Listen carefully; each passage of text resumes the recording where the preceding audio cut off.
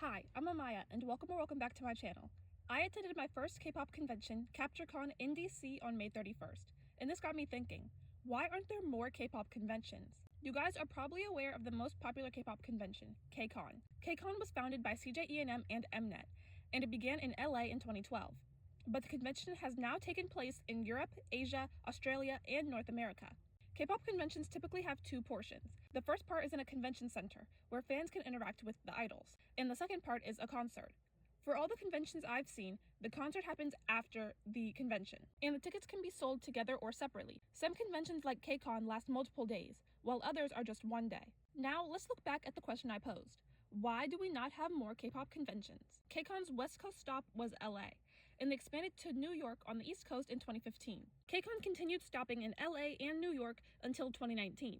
Between 2020 and 2021, Kcon shifted to being online only due to the coronavirus pandemic. In 2022, fans expected to see Kcon return to New York, but this never happened.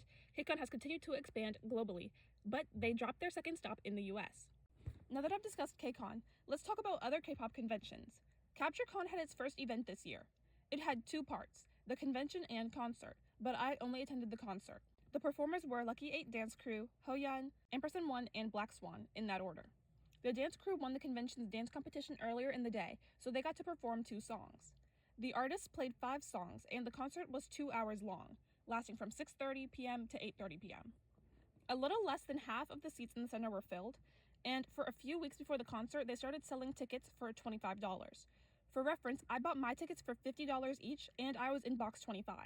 Overall, I was satisfied with the event, and I would definitely consider coming back next year, depending on who the performers are. KaptureCon's organizers were interviewed by a local news station. They said they were inspired to start their own K-pop convention because there weren't any on the East Coast. Some other K-pop conventions across the US are K-Playfest, WeBridge, and K-Pop Minicon, which is also set to have its first event this year. There are many more conventions that were either canceled after a year or two or never took place, like Waterbomb LA in Miami, Crazy Super Concert, Camp LA, K-Pop Up, and Pop Pop Fest. In 2016, 4 years after Kcon began, CJ America's chief executive officer was interviewed by Korea Times. She said that their conventions in North America just let them break even though they had tens of thousands of attendees. This is the biggest reason why we don't see more independent K-pop conventions. As I said earlier, Kcon is run by CJ and Mnet. They also have corporate sponsors behind them, so by now they should be turning a profit. However, it's easy to understand that companies don't want to invest in K-pop conventions if it takes 5 or more years for them to become profitable. Smaller conventions also have a harder time promoting themselves since they have a smaller budget for marketing.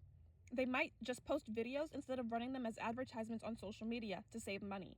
This budget also makes it harder to afford experienced staff and to book artists, because bigger performers will cost more to book. This is also why smaller conventions like KaptureCon and Minicon only have a few performers. Another problem could be the location. Most conventions are in LA because we know the market for K-pop is there. Going to smaller cities will make it harder to find an audience for these conventions. People are also more skeptical of conventions outside of Kcon. I wouldn't trust like a K-pop concert thingy if it wasn't run by a Korean media company. This is a very reasonable belief to have, especially with events like Pop Pop Fest, where fans began buying tickets, but they haven't heard anything for months, and groups have begun to pull out of the event. This event has no sponsors, and also claims it's just going to be in this field on Venice Beach. All tickets are final sale and cannot be exchanged and refunded unless the event is canceled. How do you feel? Would you attend a new K-pop convention in its first year? Or do you only trust big events? Did you attend any of these events? Let me know in the comment section down below. While you're there, don't forget to like, subscribe, and turn on post notifications. Thanks for watching. Bye!